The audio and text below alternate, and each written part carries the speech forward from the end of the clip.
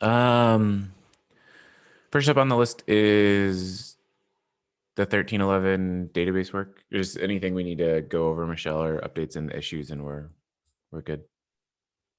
Yeah, I will add a link to the issue that I'm using to track. Let me just add a note to do that since I can't find it. Everything is looking really good today. A lot of issues from the release are definitely at risk though, but I really don't want to evaluate for sure until maybe Friday or Monday until we get a little farther down. But everything is looking really good. As of yesterday, we had 11 issues. All of those are assigned now. Some of them are actually getting closed today and tomorrow. So very positive.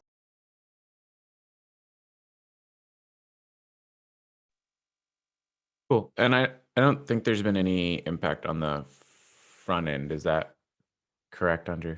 Okay. Yeah, so far we are taking a look at some of our ideas and things we can do to unload the pressure on the database side. And of course we have deep rework that we could do, but we're looking at the quicker ones, but nothing has come up yet. But all the team has been briefed on, hey, if you have anything that you see that we can work on, jump at it, and then we adjust priorities. But so far, nothing has come back as worth pursuing. Phil was looking at one particular case with the autocomplete users lookups and everything, but that turned out empty a little bit just because the code base is just unfathomable complex. But we haven't found out anything meaningful to worth pursue that would affect the deliverables. But if it does, I'll let you know. Is there anything on the front end that's not going to be possible because backend might not get to it now? There might. I haven't identified specific cases. I have warned them that backend is being put under this pressure to prioritize all the work that we can do independently. But I don't have any list of issues that might be at risk yet. Once we have the better clue by Monday, after Michelle provides some feedback, we'll probably know for sure. Okay. I'm really looking at that re-architecture issue. That's the one I'm looking at. From Carrie, yeah. As being not doable? Yeah, super sketchy. Okay. I'm not sure about that. Yeah, okay, that's a fair point. I think that requires heavy focus and something that could be at risk, yeah. Yeah, I think I'm fine with that one moving. Like that one seems understandable. I also gave the telemetry folks a heads up on the one that they had requested for the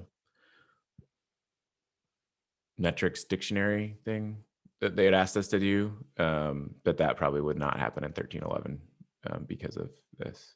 So they're aware of that one as well, since that was an external group that asked. Everything else I've seen seems fine, but cool. Thomas added one in. That's I noted that it'll slip because it has a hard backend blocker, but Gary is like so close on his backend stuff. If he just has like an hour of time, I think he can do it. So I'm not sure how busy he is on like DB stuff. So it's really close. I'll check into this one because I checked into it like last Friday or something, and it seemed like it was just a day or two away from being merged. Exactly. It seemed everything was fine. So. Yep. Awesome. Well, I really appreciate, Michelle, you staying on top of all of this and rallying the troops. You've done an awesome job of that, and also communicating back to everyone else what the impact is. So it is very much appreciated from my side, and hopefully we get through this and the engineers still like us and still want to work on stuff. We'll see.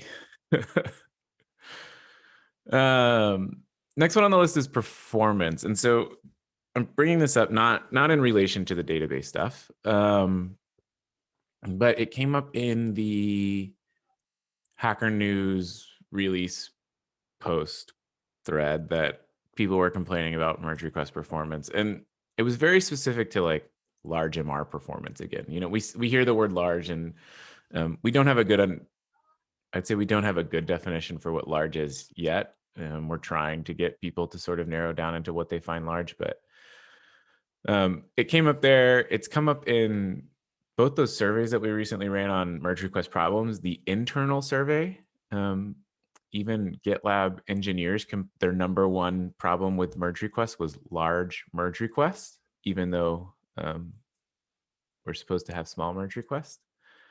And externally, that's also the first problem, the number one problem so far in the data we've gotten back. So it's clear that there's an issue here, and it's something that sort of across the board users see. And we know that it's UX and engineering, and we need to work on that. And so one of the things from the product design side we discussed yesterday, the next sort of like up thing we were going to go work on was tracking status in an MR. So some of the work that Thomas is doing right now for the viewed pieces, we're going to lay the foundation to start displaying which files you've viewed, and be able to give that information to other people. And that way you would know every time you visited an MR, you've reviewed these files, or you haven't reviewed these files, or these files have changed and these haven't. So that was going to be next up. We think shifting focus away from that, and instead, what are the UX sort of workflows to support various large MR situations that you might run into is going to be a better use of product design time there. And so Pedro's going to start working on that. And that's a very UX sort of approach to attack the perceived, or the real and perceived performance problems of large MRs.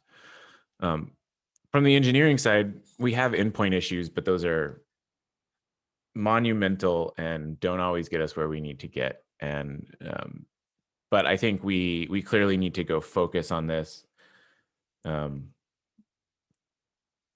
part of the UX stuff, but also separately. And so I just wanted to toss that out there as like a, hey, let's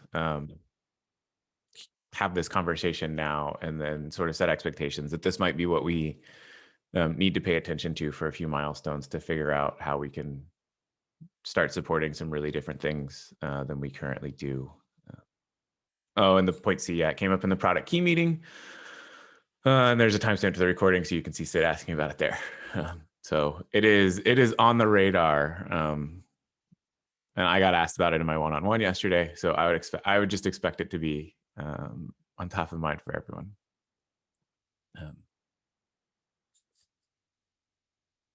Yeah, thanks, Kai. Yeah, linking to that particular time was useful, so we could totally catch that. And this has happened throughout time. This will always be an ongoing struggle for us. I think the challenge is balancing showing all the files expanded, that's what the users want, but then having limitations on what the browser can do. There's also some inefficiencies on the code, particularly on the front end, that we are aware of. And some of them comes from the way that Vue itself works. Others is the way we have structured things, but it's such an entanglement that it's not trivial to untangle. That's part of the work that Phil is doing this milestone to make a better usage of one of the features on the browser, request idle callback, to prevent the browser from blocking. So all of those are, like you said, pursuits that might not get us to where we need to be, but we'll need to iterate and follow that. But the one thing that I wanted to bring up here is one of the things that we have been discussing as a potential, and that this is how we approach on the web things that are too large to render, is we do virtual scrolling, which is basically anything that is not within the viewport, it's not on the page. And we just add them on the page as the user scrolls, just as a bit of an overview of what that is. The challenge there is UX as well, because if we do that, then we remove the ability for users to search with the native search on the browser, which we have heard is something that users really appreciate and revolt when they don't have that. But we can't have both. And that's why I think this topic overlaps a lot between front end and UX. So I agree there. But we were just discussing about what's stopping us from doing virtual scrolling on the merge request diffs, and the native search immediately pops up. Like, is this something that we can live without? And if not, how would we even build such a feature? That's what Google Docs does. If you go on the Google Doc of the agenda and do Command F, it will have not a native search, a Google Docs search on the document. We would have to rebuild this ourselves to search the MR, like find in this MR, and the search wouldn't be trivial. We probably have to do some indexed on the back end that we could quickly look up instances. Now, do we just search code? Do we search code in discussions? There's a bunch of sources of data to do this so that it makes it non-trivial. However, if we ever want to get to a place where we can scroll through a 50,000 files MRs without breaking a sweat, this will have to be part of the solution, but there are challenges there. So that's one of the things on my mind that we can pick up. The other is making the page static, which benefits no one. But yeah, I feel like there's a room to grow iteratively, but we'll probably have to do some more disruptive work like this. But anyway, that's my thoughts.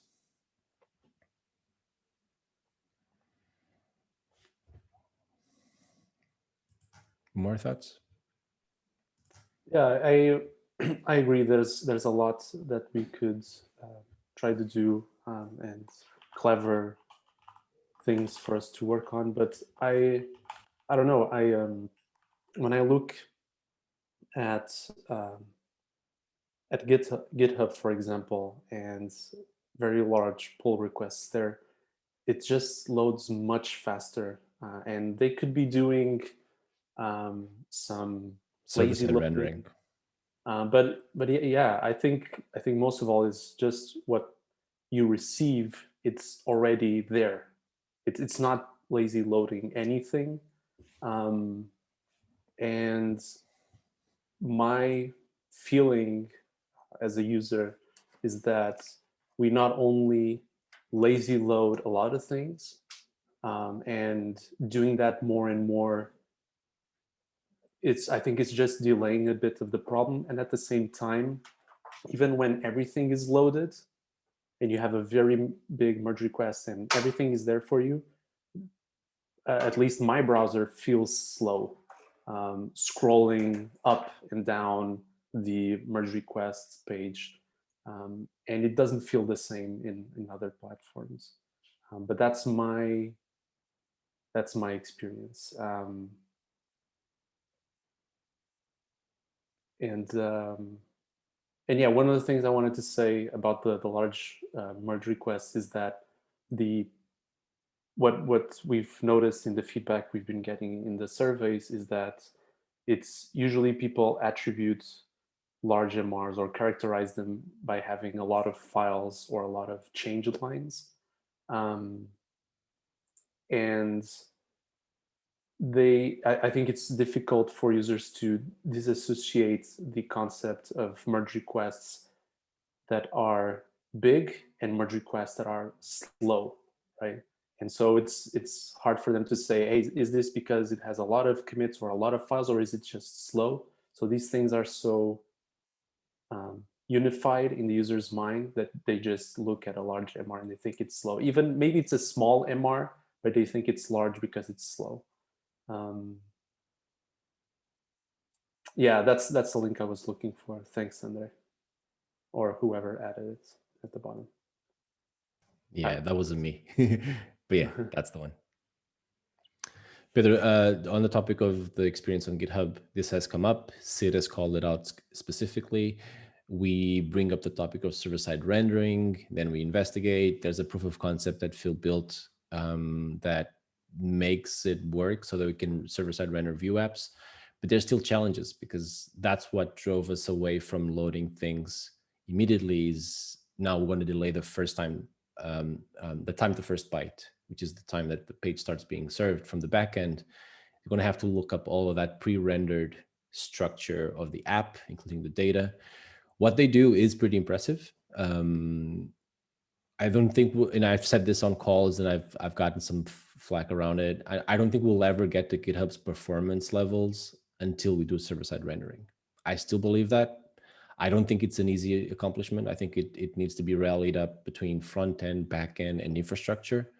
The problem with doing server-side rendering right now is that it requires us to ship Node, including in our stack, which is another component. And this goes into adding more resources. People that are using self-hosted instances will have to have another addition of resources in the requirements of GitLab. So there's a bunch of roadblocks there. But if we ever want to get meaningful change, like quantum leap quality of life improvements, I personally don't believe we can get there without server-side rendering. Because technically it's far less costly on the front end to do hydration after the content has been served from the back end, and we just hook up the view app onto the page after it's been shown to the user, making it interactive. Yeah, that's the one I wanted to say, server-side rendering. Do we know, like, yeah. do you know what GitHub is doing? Like, do we know what their tech stack is and what they're doing? Not specifically.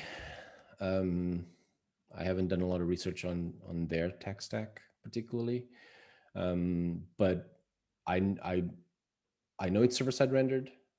I know it's fast, so there's probably a ton of caching happening behind the scenes, but I don't know much else. Thomas, do you know? Or Tomas? I don't really know what their front end stack is. I know they're also Rails based, so they have the same back end stack, but I don't know what their front end is. I know they use a lot of web components, custom elements, which makes me think they're not using React, because React and those things don't go together very well. So maybe they have some other front end like us, like Vue maybe. I don't know what their front end is, honestly. Carrie knows. It is Rails, but the diffs I think are using a different language. It's not Go. I can't remember what it is. Carrie knows what it is. Haskell. I think it's Haskell. Fancy.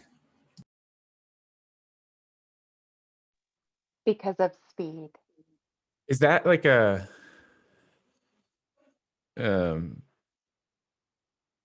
is diff generation like our biggest bottleneck in the merge request, or is like that sort of a lot better than it used to be? Or is that like a thing that we should also be thinking about, is like how we generate the diffs to even begin with? Yes and no. I think the answer is like it depends. Like what we saw with merge head is the new one. For example, the conflicts, those are really difficult to do and they take a lot of time. Sometimes it's not though. So from the backend perspective, I think there's a lot of different things going on, and I would love to look into all of them. Yeah, I smell a spike around here, so we can identify what the roadblocks are, because I've always historically heard about how costly it is to render the diffs on the backend. And then there's also the bridge between Rails and Gitly and all that needs to heavily be cached. But then since it's such a fastly moving target, the caching then becomes stale very quickly. So there's challenges there, but it needs to be thought, if we start pursuing the server-side rendering as a goal, all of these things will have to fall in place, and we peel back the layers and we'll start addressing the diffs, to start addressing all of those things. But the goal should be that we can present things right from the first time the page is served, fully assembled. But again, if we're not able to ship Node with it, all of that work is moot. So I would, it's a good segue for Michelle's point about a shared OKR, because I've had discussions with performance team where they bring up the topics of this merge request for the 10K reference architecture is taking too long, and then what's the limit? It shouldn't be the same limit of experience of performance as it is for a small MR. Users don't have the same expectation, so metrics shouldn't have the same expectation. It's kind of like when we talked about having 2.5 seconds of LCP across the board. Well, if I'm rendering a merge request with 5,000 files changed, is that expectation still the same from the user's perspective? I would theorize not, but I think a shared OKR would definitely be helpful in aligning all of those pieces and start doing the spikes and doing investigations to get things in place. Michelle, anything about the shared OKR?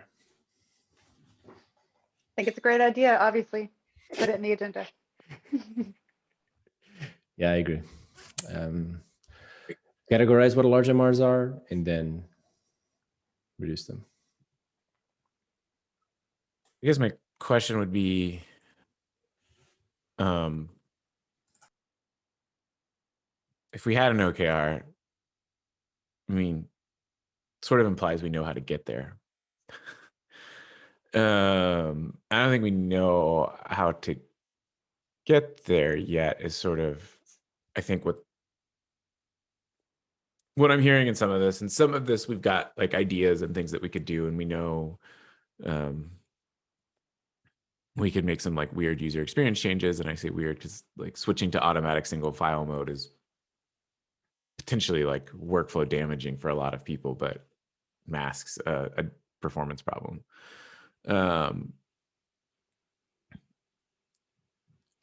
Before we get to like a shared OKR, what are the things that we want to go, like what is sort of, if we carved out time, and I don't know that we get to carve out time in 1312 because we've still got some things we want to do, but let's say we carve out time in a future milestone, like what would we be carving it out to do? Like what would be the things that we would want to see? I will take this question because I don't necessarily think we need to know how we're going to get there for the OKR. I think part of the progress in that OKR is trying to figure out how to get there. So if this was like a spike issue or discovery issue, and the outcome is like, I have no idea what we're going to do, but I do know this one thing will work, then I think that that one thing is still progress, even though we don't have the full breadth of it. And then at the end of the quarter, if we don't reduce the load time at all, then we can evaluate then like what should we have done differently. But I don't think that should hold us back. We just need to look into it and like set a goal. It just prompts us to put this at top of mind. Yeah, I can add that from the front end. We have a couple of, like you said, ideas. Justin has had a theory about doing rendering a very dumb, static, not interactive version of the diffs. And then as the user gets close, we hydrate those and make all the interaction layer on top of it. That sounds good in theory, but we've done a couple of experiments, and then the hydration is very costly because the user is scrolling past 50 files very quickly, and then you have to hydrate all those 50. And it sounds good in theory, but we haven't done the investigation deep enough to be confident that that will work. And that's where we're at with the front end. It's a heavy application with inherent. There's also Vue 3 on the horizon, which theoretically makes things faster if we do it properly. I don't have a time frame for that, but it's upcoming. So yeah, it's a couple of ideas. Not sure. We're bumping up against time. The last question I want to ask is, are the endpoint issues that we do have, like discussion, we've got one for discussions and we've got one for diffs? I don't remember what the other one is. Right. Are those useful and valuable, and would they make a meaningful impact on performance if we were to spend time there? Or is like thinking about this on an endpoint by endpoint basis sort of the wrong way to attack this? I would say it's the wrong way to attack this. It's necessary. We definitely need to make them performant. My gut feeling, and it's just my gut feeling, is that the complaints we saw on Hacker News is not about the time it takes to render the page, so much so as the interaction with the page on large MRs. We've got I think it's the most sophisticated data loading on whole GitLab is the merge request diffs batch. Discussions is still one, so we could do the batch. That's what we're trying to do with the discussions. It's mind-bogglingly challenging, but I think what people are struggling the most is when you open an MR and it's using 1 gigabyte of memory of your browser, and you try to interact with things and things get sluggish. That's what I think is the most place, the place that needs the most attention. The data loading from the endpoints, we can make them faster, sure, but we have done extensive work on that side as well. The other part we have, but it's challenging throughout. So yeah, it's necessary TLDR, it's necessary, but I don't think we should focus all of our attention there. I agree with that too. I hypothesize that that discussions issue will probably be a great benefit. But what I wrote down to look at was nothing in particular, but like the top 5 pain points, because I don't know if their problem is that diffs are responding slowly. I kind of don't think that any of those are the problems. I think it's exactly what Andre said, but I don't know that. So I think we look at it from that perspective. Is like, what are the top complaints? And I think we already have tons of data on that. Glad I have one more. If you could start over today, and That's like, what I was gonna ask. Yeah. yeah, if we could do this from scratch today, would you do it differently? And would we think about like everything that's on that page in a very different way? And not that this is maybe possible, but maybe we should put this in the realm of possible, is what if we were to build, instead of kicking you to single file mode, if we thought the MR was large, what if we just had a sort of different code review experience for large MRs that was, the sidebars were gone. Like all of the other things that happen in a merge request that require data and require us to go render a bunch of things. What if lots of things went away? Or what if there's another option there? Like what if we built something brand new? Would it be better? Or were we just gonna like hit these problems again? Yeah, and I think what I was gonna say is also not only like if we do it from scratch, but can we, like, we know we have ideas about what the problems are, and we know that maybe we could do this, and we have this idea for batch loading and this and that. But if we had to build it all from scratch, can we articulate a vision of the ideal state, and then we can iterate towards that ideal state with what we have today? Because going ahead and building the ideal thing is probably not the most efficient, but from what everyone is saying, I don't know if just going along and fixing things one by one and like, oh, this is a great idea, let's put this. Oh, this is a great idea, let's put it. I don't know if this will get us where we want, because we would just be accumulating iterations towards the unknown. Whereas if we know what would be the best state and how we can get there, we can start working towards that. I don't know if that's feasible.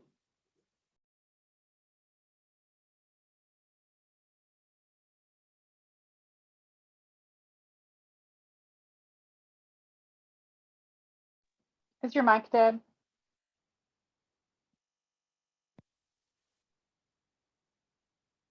Hear me now? Can you hear me now? So you lost a very clever sentence.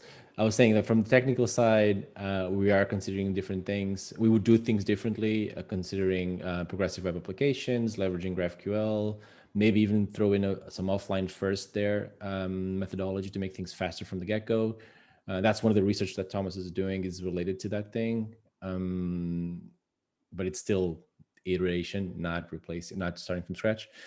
And maybe even throw in a different kind of experience, more like web ID like kind of thing. That's what's on our minds to do a little bit differently. And Thomas added that virtual DOM is a memory and performance killer. Ducks because suggesting no view. Yeah, we're definitely considering all options, and that would be one of them. Yeah, getting rid of virtual DOM. How long would it take to build like a new from scratch? Like, could in a milestone, could you proof of concept like an entire new, like if there was, I don't know, 2 backend engineers and 2 front-end engineers, could you build an entire new merge request page that's like super basic and shows just diffs? Maybe allows like comments and diffs. Frankly, I think that we could do that in a small number of days if we really limited it. Like we only show inline, so no parallel swapping, no side-by-side view, no commenting. The diffs are given to us by the backend. Like the backend just says, here's the HTML. So it's kind of just like to get all the files, render all the lines the backend gives us. There isn't a ton. Now, the technology decisions that's the real question of like, how do we do this that's the right way? But yeah, I think that's optimistic, but I especially think if we so want to start too. from scratch. Always keep in mind that when you say like just comments and diffs, you're also talking about permissions, like interactions. There's a lot of issuable Markdown. stuff, resolving emojis. Like there's so much that goes with that. And I would add that we would have probably some trial and error. We would try a few things and then they wouldn't work. And especially if we want to start from scratch, like completely tabula rasa style. What Thomas is describing is probably reworking the diffs app itself. It would still live inside the merge request page. It would still live inside the changes tab. But if we're starting from scratch, we'd probably start with a different architecture on the page itself to make it fully different. And that would take more than a milestone. Maybe Okay. 2. But I would we'll have to say, look at it. yeah, we're well at time. Keep it in mind. I'd say this is a top of mind thing, and then we'll try and figure out in planning when we can fit something in. But I would be open to, Okay. I don't know, something crazy if you want to go try something crazy. Thanks, Kai. We really appreciate it. That's so crazy. All right. Thank you all. Bye.